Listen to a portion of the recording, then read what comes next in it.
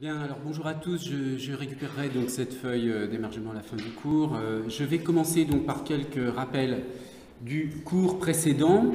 Nous avions vu, et c'était mon premier objectif, que la linguistique générale pouvait avoir différentes significations et que celle que je retiens pour ce cours, c'est une linguistique générale conçue dans un sens très extensif, très ouvert, comme analyse de l'ensemble des manifestations du langage humain et de leurs conditions de possibilité.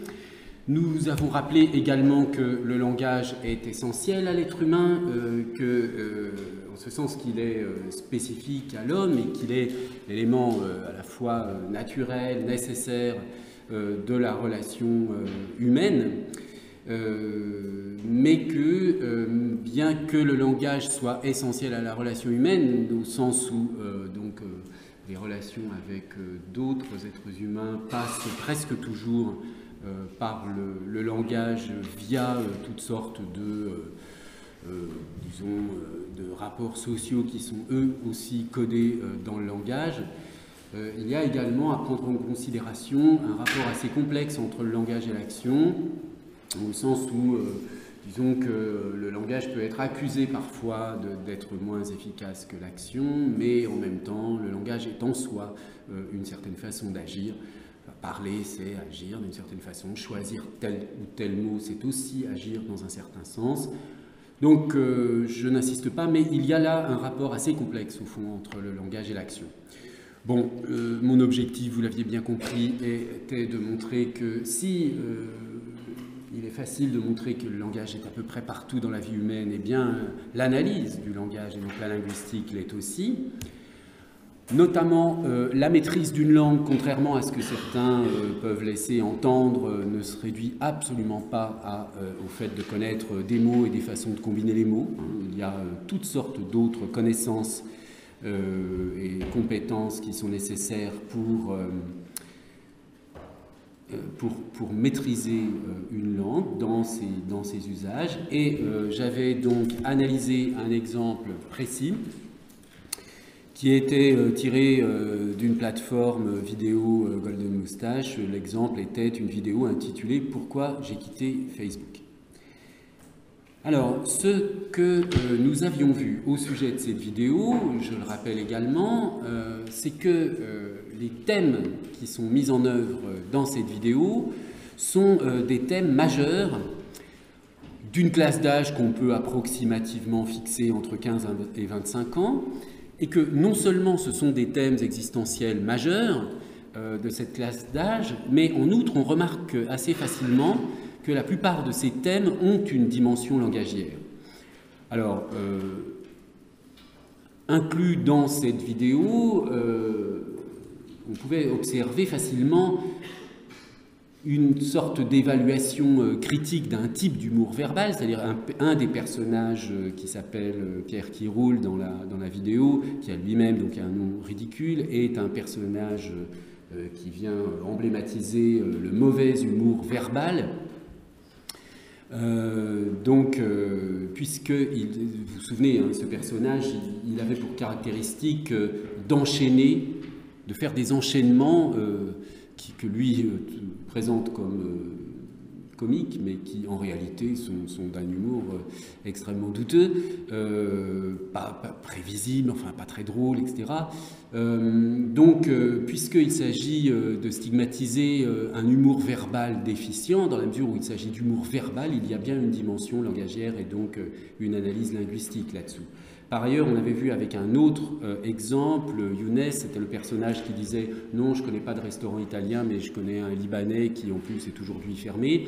Donc, une sorte de double incompatibilité de sa réponse à la question, là aussi, puisque c'est l'humour absurde d'une prise de parole, puisqu'il s'agit de parole, on a une dimension langagière.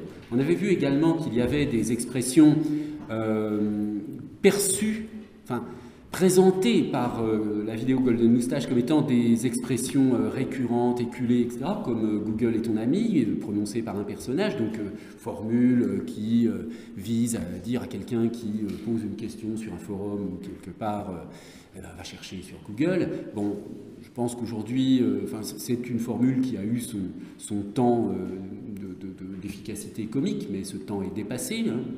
Le temps d'efficacité comique des formules dans la sphère numérique est extrêmement limité. Donc, tout de suite, quand on continue de trouver ça drôle d'intervenir en disant Google est ton ami, on est évidemment stigmatisé comme étant déjà un peu ridicule. Donc là aussi, dans la mesure où il s'agit d'une expression qui est perçue comme récurrente et éculée, eh bien, il s'agit bien d'un problème linguistique. Les thématiques elles-mêmes qui font l'objet de discussions, l'opposition Mac-PC, le personnage qui, disons, parle de la misère dans le monde, la question du racisme, je n'ai pas eu le temps de commenter ce personnage, mais si vous regardez à nouveau la vidéo, vous verrez que, assez subtilement d'ailleurs, on voit que le fond de ce personnage, enfin l'image qu'il représente, est très bleu-blanc-rouge en fait, mais ça se voit, c'est assez fin, quoi. Il n'y a pas un drapeau bleu-blanc-rouge planté sur son bureau, c'est l'image elle-même qui porte ces couleurs-là d'une manière assez fine. Donc voilà, le racisme, le fait bien sûr d'avoir ou pas un compte Facebook, tout cela, ce sont des thématiques de discussion, donc là encore une fois, ça touche des questions linguistiques.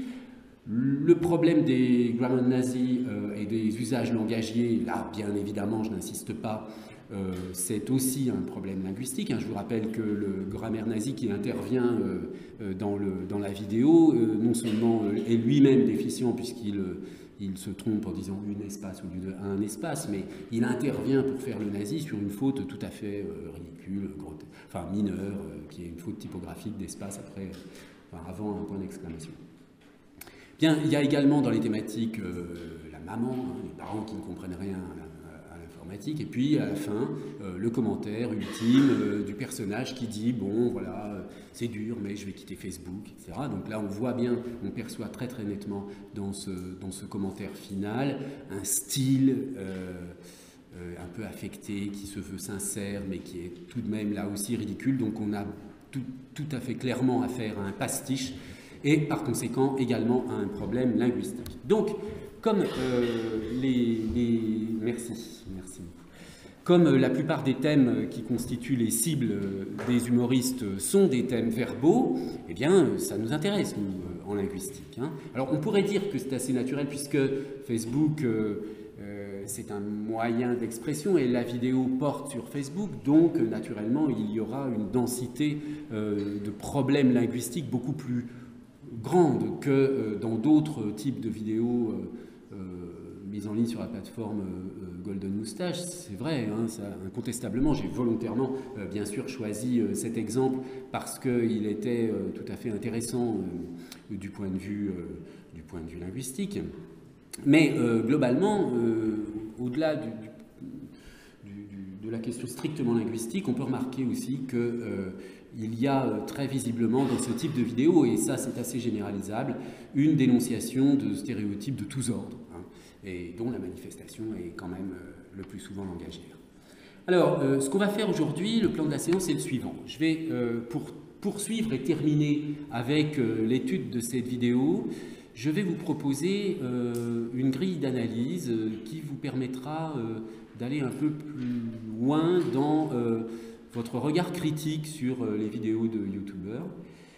Et puis ensuite, je reprendrai cette question que j'avais abordée rapidement des compétences des auteurs de Golden Moustache, que je considère comme étant fondamentalement des compétences épilinguistiques, et cela nous amènera à distinguer et à analyser d'une manière un peu plus approfondie qu'on l'a fait la dernière fois, la distinction entre les plans métalinguistiques, épilinguistiques et linguistiques.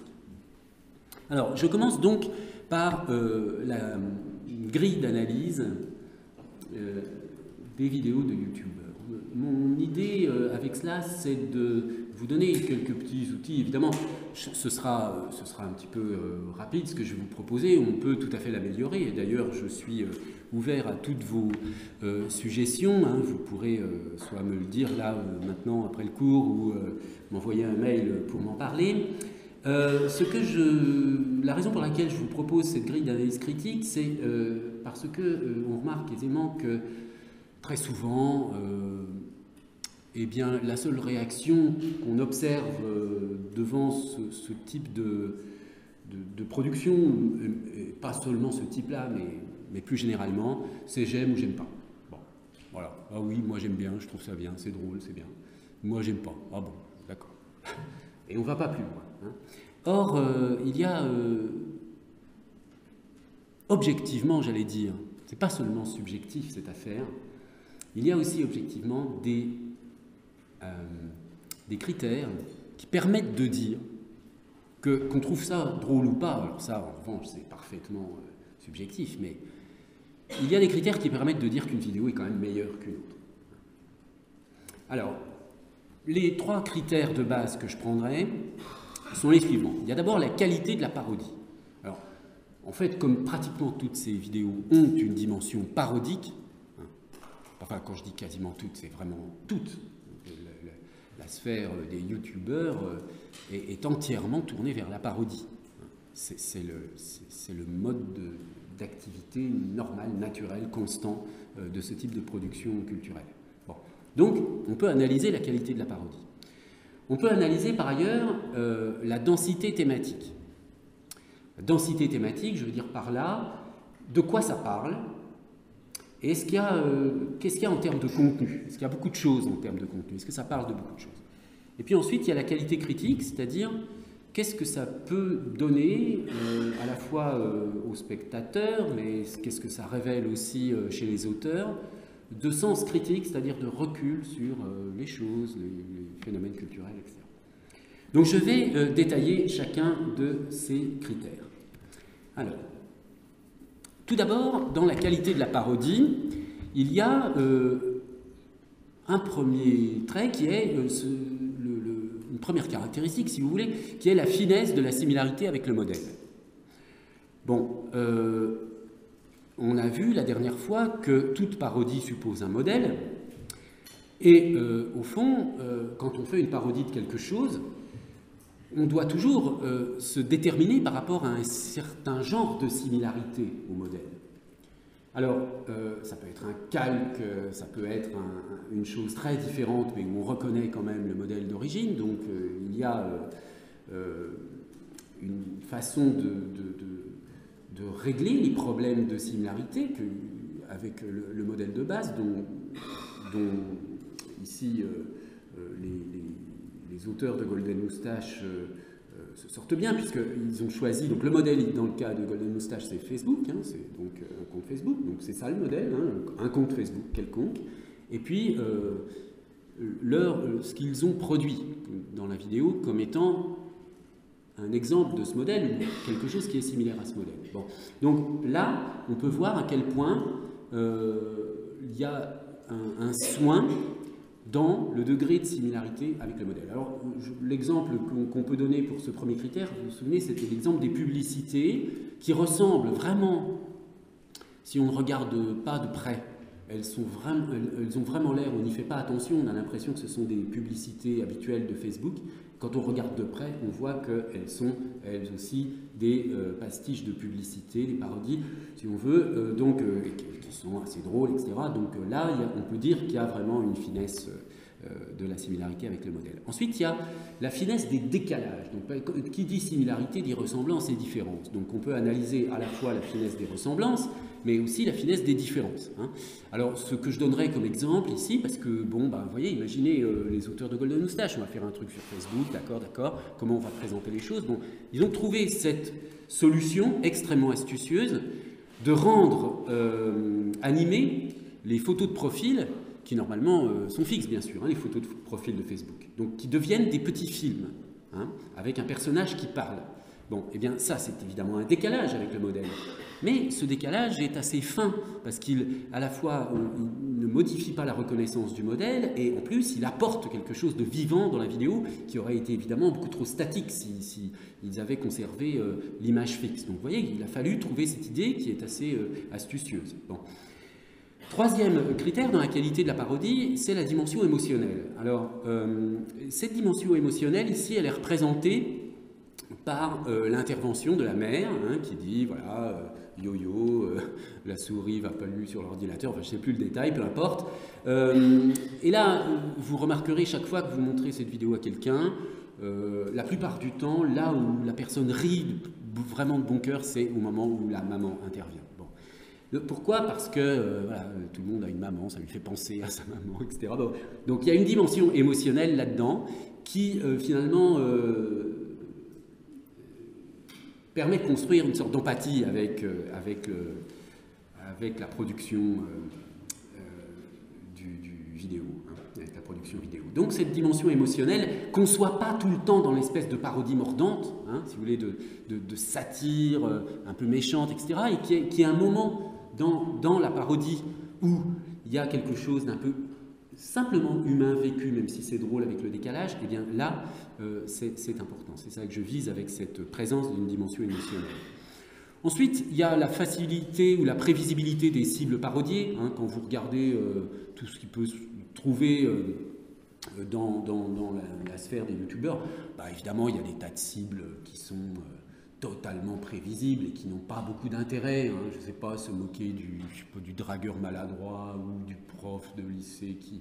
Enfin, bon, je veux dire, là, on tire sur l'ambulance. Hein, il y a des cibles trop faciles. Donc, et là, ce qui est intéressant, c'est que la cible de la parodie, ce sont les usages numériques de la tranche d'âge visée par la vidéo. Hein. On ne se moque pas de ce qui est extérieur à soi, on se moque de ce qui est, au fond, de ce qui fait partie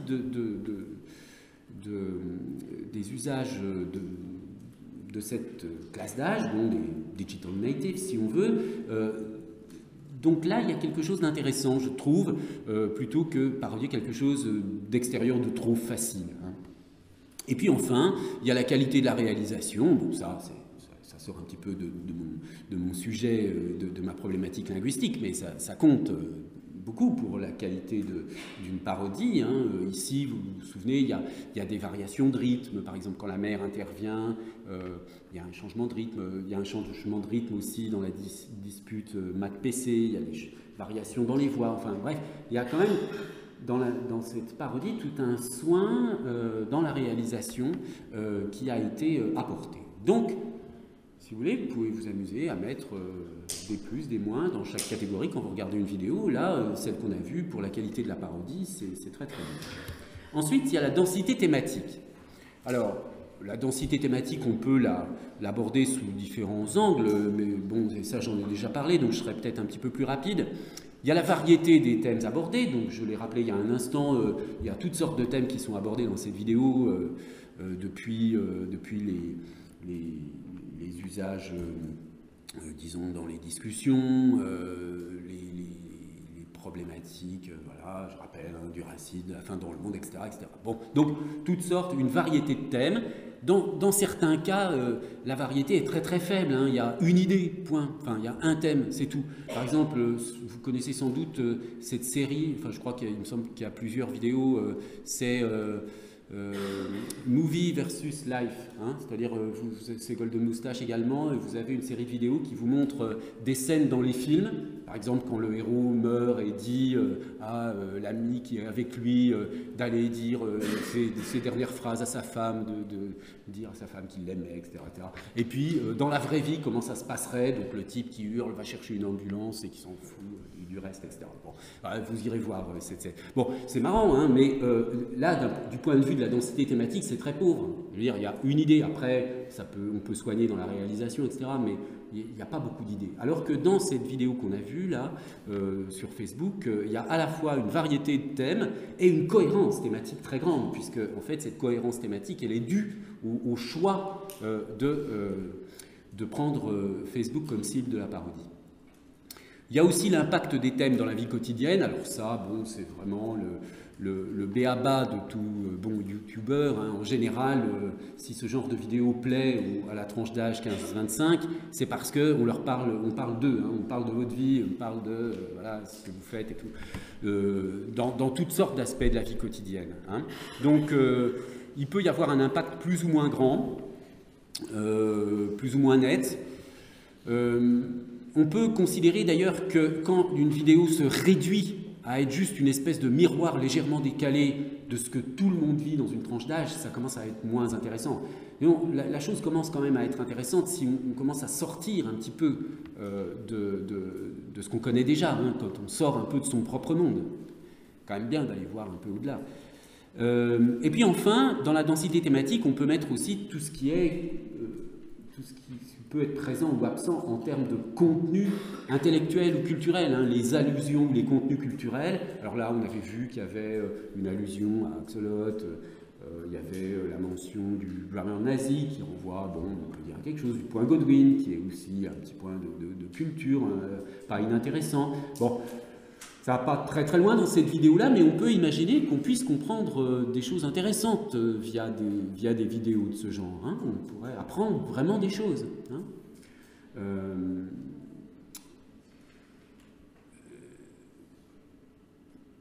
Il y a d'ailleurs, comment s'appelle-t-il déjà, le type qui fait Kaamelott, Astier, Alexandre Astier, l'exoconférence, voilà, je ne retrouvais plus le nom, voilà. Vous voyez, si on prend par exemple le cas de l'exoconférence d'Astier, il y a à la fois, je veux dire, un dispositif très original, humoristique, etc., très drôle, mais il y a aussi quand même des connaissances scientifiques, et on sent que de toute façon lui-même est tout à fait intéressé par ce genre de choses, etc.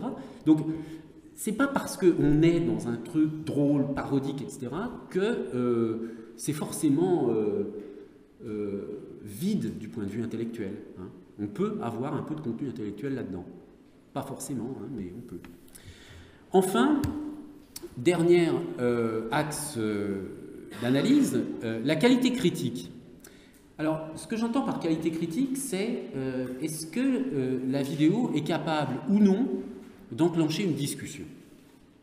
Alors, il y a des cas où ça ne s'y prête absolument pas. Hein. Je veux dire, vous pouvez avoir des choses très drôles, enfin, complètement burlesques ou grossières ou n'importe quoi qui vous font rire. Alors, c'est complètement idiot, mais ça vous fait rire. Bon, voilà, on n'est pas obligé d'être intelligent 24/24, hein, donc on a tout à fait le droit, c'est tout à fait normal de pouvoir rire de trucs un peu bêtes parfois.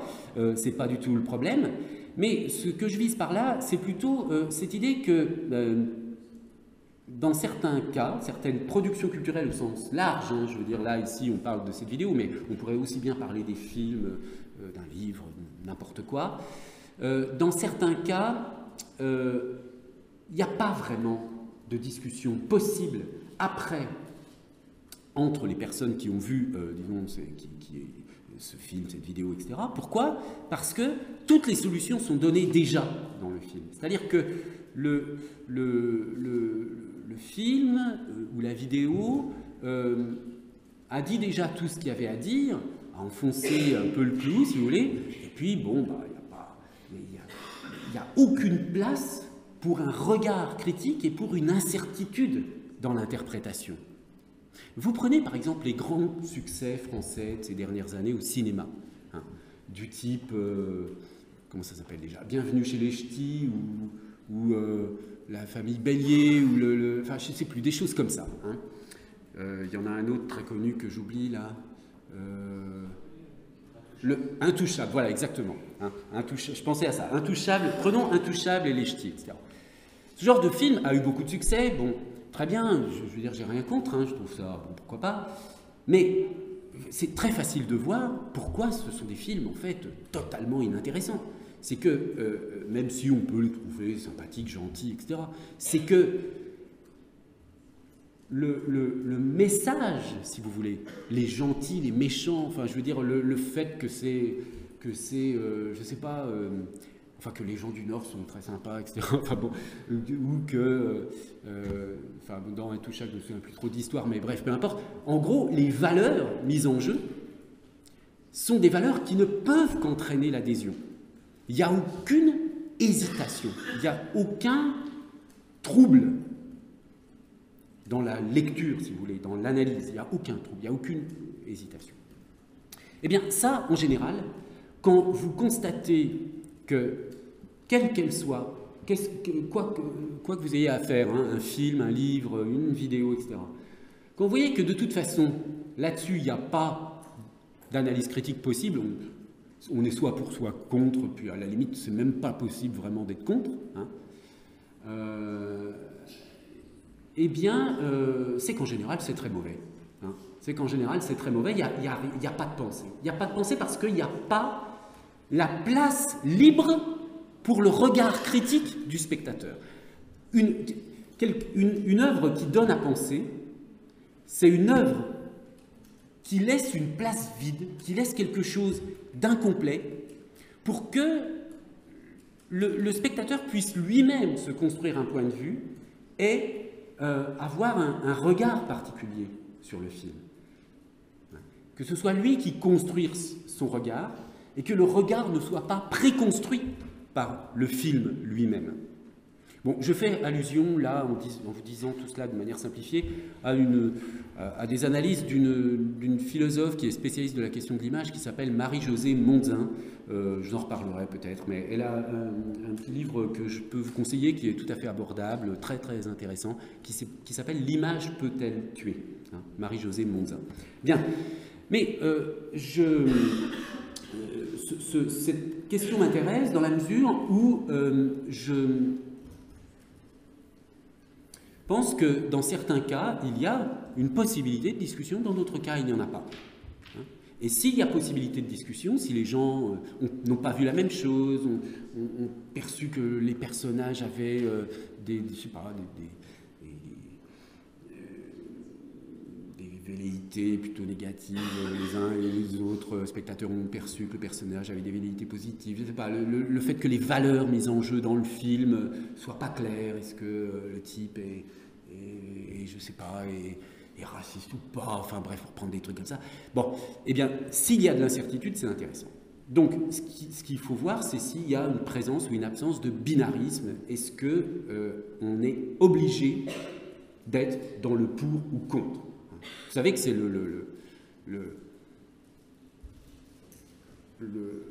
comment dire, le schéma qui en ce moment assassine toute la pensée en Occident, le pour ou le contre. C'est-à-dire, en gros, sur n'importe quel problème, tout ce qu'on vous propose, et bon, c'est d'être pour ou contre. Jamais d'être ni l'un ni l'autre. Vous devez vous déterminer pour ou contre. Bon. C'est une pensée binaire, pas complexe. Et rien de binaire n'est intéressant. Je veux dire, dans une discussion, ce qui est intéressant, c'est de comprendre pourquoi on n'est ni pour ni contre. Pas de dire qu'on est pour ou qu'on est contre. Bon. Sinon, c'est qu'il n'y a rien à penser. Bref, donc, cette part d'incertitude, elle est importante pour la qualité critique donc, de la vidéo. Est-ce que ça permet ou non un recul critique sur mon existence? Ça, si vous voulez, voir simplement si le miroir que la vidéo vous tend est un truc tout à fait prévisible, ou si ça vous permet de percevoir des aspects de votre existence dont vous n'aviez pas conscience. Quand les vidéos type Norman, etc., bon, qui sont peut-être bien aussi pour certains, mais qui sont plus simplettes, quoi, si on veut, que ce genre-là, voilà, il met un miroir devant la jeunesse et il reproduit un certain nombre de traits existentiels qui caractérisent les garçons, les filles, etc. Bon, la plupart du temps, c'est prévisible. Enfin, je veux dire, vous savez que voilà, les types font ci, font ça, etc. Là où ça commence à devenir intéressant, c'est quand on vous fait remarquer quand ce que vous voyez vous fait prendre conscience que ah bah oui, tiens, vous êtes tout d'un coup en regardant ça dans les personnages ridicules. Par exemple, si vous avez l'habitude là en ce moment de dire Google est ton ami, et que vous voyez une vidéo où on se moque des gens qui disent ça, vous dites ah oui c'est vrai, mince, j'ai peut-être un peu l'air con quand je dis Google est mon ami. Là vous avez un recul critique sur votre existence. Alors que quand on vous parodie des gens dont vous savez déjà que ce sont des abrutis, vous n'apprenez rien. Il n'y a pas de recul critique. Ensuite, la complexité argumentative. Alors là, bon, ça c'est peut-être moins pertinent pour cette vidéo-là. Est-ce que l'argumentation est subtile, complexe, etc. Est-ce qu'il y a beaucoup de pas argumentatifs, c'est-à-dire pas juste cause-conséquence, mais si je donne telle cause et telle conséquence, ça me donne là à nouveau une raison de penser ça et d'en déduire ça et d'en déduire ensuite ça. Donc c'est ça que j'appelle un pas argumentatif, c'est-à-dire pas juste être dans cause, enfin dans une raison et puis juste un argument. Alors soit on peut complexifier une argumentation soit par la quantité des arguments, plusieurs arguments qui vont dans le même sens, donc est-ce qu'il y a plusieurs arguments ou un seul? Et puis est-ce que l'argument, sa structure interne, elle est décomposable, ou est-ce que c'est juste du one-shot, si vous voulez, du point de vue de l'argumentation? Et puis enfin, une chose qui est intéressante, qui est rare hein, dans les vidéos, mais c'est la présence d'une autodérision. Hein.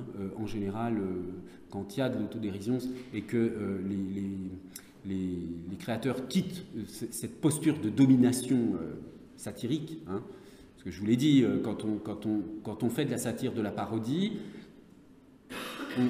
on veut signifier qu'on maîtrise des modèles auxquels les autres succombent, hein, sans s'en rendre compte.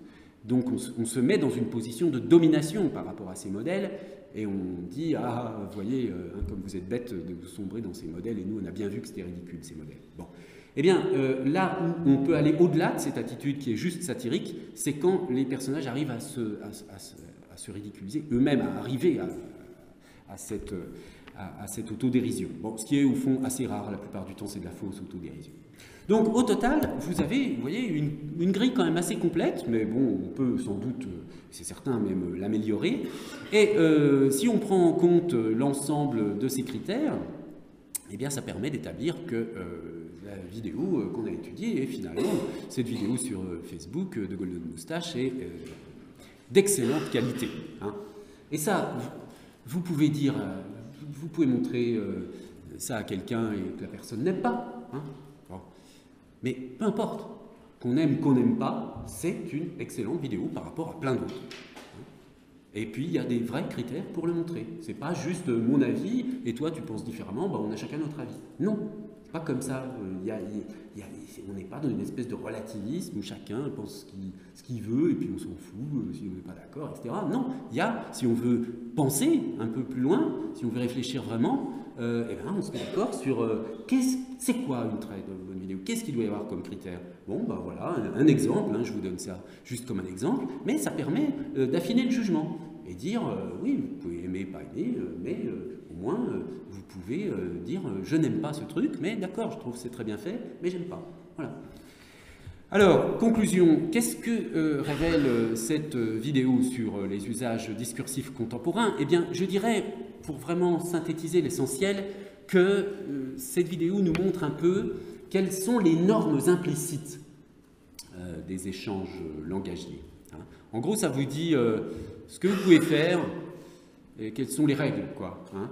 Donc, ce qu'on peut faire, ce qui est bien, hein, ce qui est socialement valorisé, c'est de parodier, d'être dans l'attitude satirique, hein.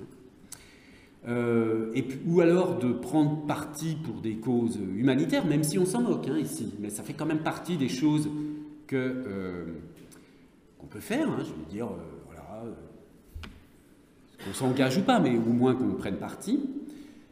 Et puis, autre chose qui apparaît hein, dans ce qui est mis en scène, c'est entrer dans des joutes verbales binaires, hein, comme dans l'exemple MacPC.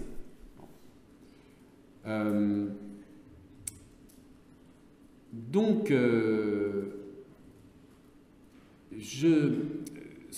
entrer dans des joutes verbales comme prendre parti pour des causes humanitaires, comme parodier dans l'attitude satirique, dans ces trois cas, en fait, il n'y a aucun contenu significatif, c'est-à-dire qu'on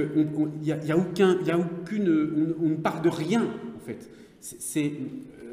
Parce que, vous voyez, si vous parlez si vous dites, oui, comme un des personnages de la vidéo, il y a de la misère dans le monde, oui, qu'est-ce que vous voulez dire de ça hein? Je veux dire, il n'y a pas grand-chose à en dire. Bon, débattre sur MacPC indéfiniment, c'est un intérêt extrêmement limité, il n'y a pas de contenu. La parodie en soi, ça n'a pas forcément un contenu. Donc, si vous voulez, il y a d'abord un premier problème dans ces normes d'échange langagier, c'est que on parle dans le vide, en quelque sorte. Hein. Et puis les règles, bon, c'est d'abord surtout de ne pas être sérieux, d'être distancié. Donc ça, être sérieux, c'est vraiment quelque chose de très mal. Hein. Pas être sérieux, sinon on est ridicule tout de suite. Et puis surtout ne pas être subtil ou complexe. Si on commence à dire des choses compliquées, à dire oui, d'accord, Finkielkraut, tu trouves que c'est pas bien, mais regarde quand même ce qu'il écrit sur Lévinas, etc. Bon, voilà, c'est trop compliqué, hein. Non, c'est pas bien, point. Donc, l'idée de ne pas être subtil, de ne pas être complexe, d'être juste pour ou contre, pour des raisons en plus purement subjectives. Hein. Dire, moi je suis contre, voilà, toi tu es ce que tu veux, je te laisse libre de ce que tu penses. Hein. Tu as le droit d'être pour, moi j'ai le droit d'être contre. Bon, ok, on peut dire ça. Mais c'est quoi la conséquence? C'est qu'on n'a rien à se dire. Hein. Donc, au fond, ce qui est un peu inquiétant en même temps, en dépit de la qualité, enfin je veux dire, ça n'enlève absolument rien à ce que je dis sur la qualité de cette vidéo, mais ça montre quand même ce que ça donne comme image des normes de l'échange langagier dans cette tranche d'âge, bien que, on est d'accord, hein, c'est de la parodie, hein, donc c'est pas... Mais je pense que c'est quand même assez révélateur. Ça montre quand même une sorte de... Comment dire, de déperdition de la puissance de pensée que peut véhiculer l'échange langagier. C'est-à-dire qu'on parle, oui, on parle pour dire toutes sortes de choses plus ou moins intéressantes, utiles, etc. Mais en tout cas, il n'y a pas de contenu, on ne parle de rien au fond. On ne cherche pas à s'expliquer, on cherche juste à affirmer sa position. C'est-à-dire, quand je dis affirmer sa position, c'est juste à dire je suis un être subjectif, donc je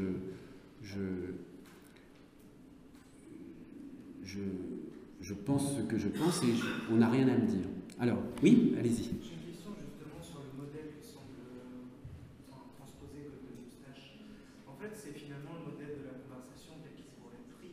Et quand on regarde une conversation à l'oral, quand elle se produit, je ne sais pas vous, mais arriver à objectiver de façon continue, c'est quand même quelque chose d'assez difficile à faire. Qu'est-ce que vous entendez par objectiver d'une manière? Oui, lorsqu'on parle de termes précis et qu'on essaie de le sortir de soi, en oui. n'attribuant pas de critères subjectifs comme vous l'avez fait pour la vidéo. Ici, c'est quand même assez difficile dans une conversation, surtout quand elle engrange beaucoup de personnes, de pouvoir trouver des thématiques qui restent toutes dans la même pensée. Je crois que c'est Clément Rosset qui disait justement, un philosophe réel, qui disait que finalement, on lui posait la question, mais de quoi parle-t-on alors? Mais justement, on ne parle de rien. Oui, alors... Non, mais très bien. Alors, je suis tout à fait d'accord avec votre idée, et c'est pour cette raison que je parle d'ailleurs à partir de cet exemple de Facebook des normes de l'échange langagier. Je suis tout à fait d'accord avec cette idée qu'au-delà de la parodie de Facebook, cet exemple peut être pris comme une parodie de tout échange conversationnel, hein, dans la tranche d'âge considérée.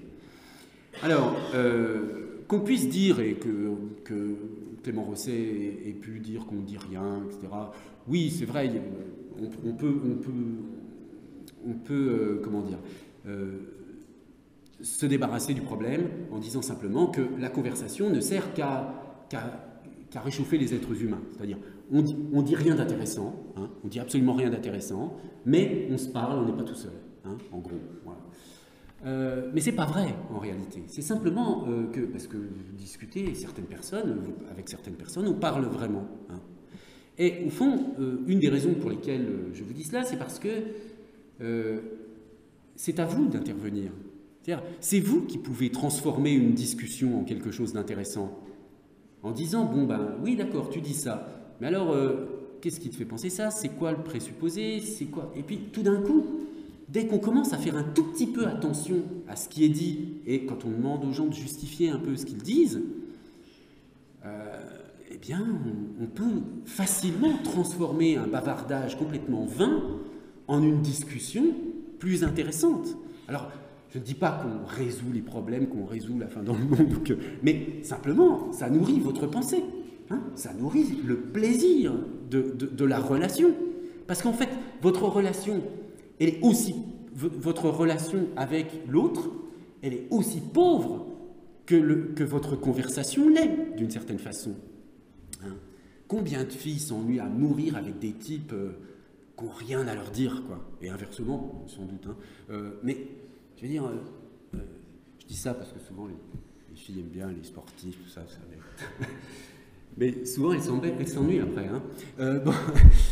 Donc, je veux dire par là que ce n'est pas juste de la conversation comme ça.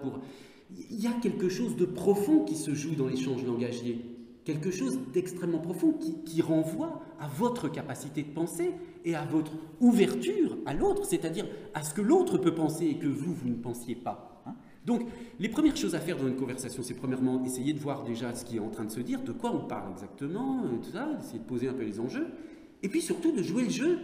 Et si celui qui est en train de me parler était en train de dire un truc que je n'ai pas vraiment compris, parce que le piège, c'est évidemment toujours de présupposer qu'on a parfaitement compris ce que l'autre voulait nous dire et qu'on a déjà une réponse toute prête et c'est fini. Hein. Mais non, très souvent, c'est notre propre projection qui fait qu'on anticipe ce que l'autre veut dire. Donc il faut d'abord s'assurer de, oui, est-ce que c'est bien ça que tu veux dire ou est-ce que, et en général, quand on commence à essayer de reformuler ce que l'autre voulait dire, il vous dit non, c'est pas exactement ça, tout ça, etc. Et là, ça commence à progresser et on commence à devenir un peu plus intelligent et un peu plus intéressant. Et tout d'un coup, la relation devient plus intéressante. Hein. Donc, je pense que ce qui est en jeu dans le dialogue, dans la discussion, eh bien, c'est certain qu'il y a la dimension de la chaleur humaine, hein, de la communauté, ça c'est très important, le bavardage, le papotage, etc. Bien sûr, hein, je ne dis pas qu'il faut sans arrêt avoir des discussions passionnantes, mais il faut en avoir quand même, de temps en temps. Hein. Et on est dans un monde qui ne s'y prête pas tellement, parce que tout est pré-mâché. Hein. Tout est prévu pour que vous soyez blanc ou noir, hein, pour qu'on vous dise si vous êtes, encore une fois, pour ou contre. Et ça, on s'en fiche. Hein. Je veux dire, même politiquement, vous pouvez être de droite, de gauche, on s'en fout complètement. Simplement, c'est pourquoi. C'est ça qui est intéressant quand vous discutez avec quelqu'un, même qui soit Front National, je sais pas quoi. Pourquoi? C'est ça qui est intéressant. Vous pouvez être copain avec un mec comme ça, tant pis, mais elle fera peut-être pas, j'en sais rien, mais c'est pas grave, c'est pas ça le plus important. Le plus important, c'est de se dire, ah ouais, ce type, je crois. Comment on peut faire ça, comment on peut, etc. Non, je veux dire, tout d'un coup, le monde apparaît comme mystérieux et pas résolu par toutes sortes de préjugés.